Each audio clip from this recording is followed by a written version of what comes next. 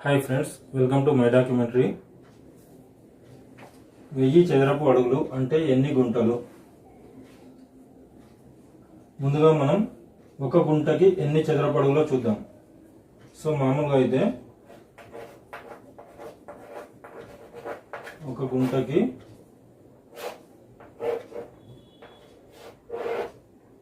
ఇది ఒక గుంట అనుకున్నట్లయితే పొడవు 11 గజాలు, వెడల్పు 11 గజాలు.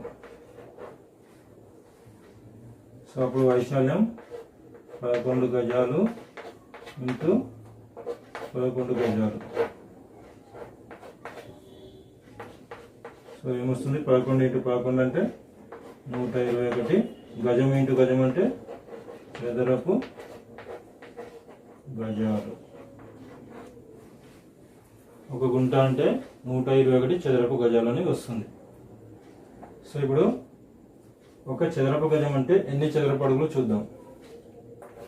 ఒక చదరపు గజం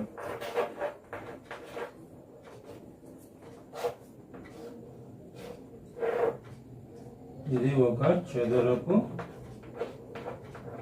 గజం అనుకుంటే, సో పొడవు ఎంత ఉండాలి? పొడవు 3 అడుగులు, వెడల్పు 3 అడుగులు ఉండాలి. సో అప్పుడు వైశాల్యం 3 అడుగులు ఇంటూ 3 అడుగులు. 3 ఇంటూ 3 అంటే 9. అడుగు ఇంటూ అడుగు అంటే చదరపు అడుగులు. సో ఒక చదరపు గజం అంటే 9 చదరపు అడుగులు. సో మనకు ఒక గుంటకి 121 చదరపు గజాలు. సో 121 చదరపు గజాలు అంటే ఎన్ని చదరపు అడుగులు అవుతుంది? సో ఒక గుంటకి 121 చదరపు గజాలు. ఒక చదరపు గజం అంటే 9 చదరపు అడుగులు. సో ఇప్పుడు 121 చదరపు గజాలు అంటే 121 ఇంటూ 9. సో 1089 చదరపు అడుగులు. సో ఫైనల్గా ఒక గుంటకి 1089 చదరపు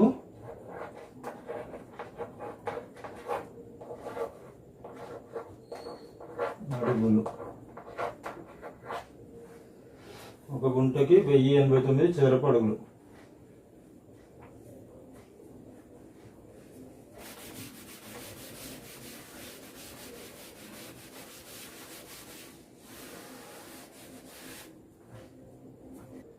కానీ ఇక్కడ మనకు 1000 చదరపు అడుగులకి ఎన్ని గుంటలు అని అడిగాడు.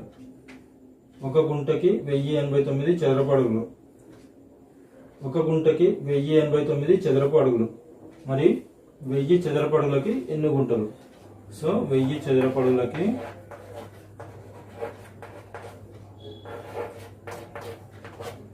ఒక గుంటకి ఎంత? 1089 చదరపు అడుగులు. సో నాకు 1000 అడుగులకు కావాలి. 1000 అడుగులకు అంటే 1000 బై ఒక గుంట. ఒక గుంట అంటే 1089. ఇప్పుడు ఏమొస్తుంది? 0.918 గుంటలు.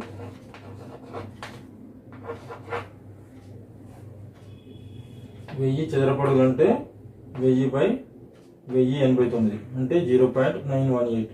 సో సుమారుగా మనకు 0.92 గుంటలు. సో దేర్ఫోర్ 1000 చదరపు అడుగులకి మనకు 0.92 గుంటలు అనేది ఆన్సర్ వస్తుంది.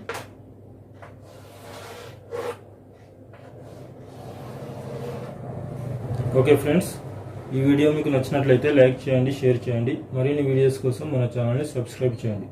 Thank you friends.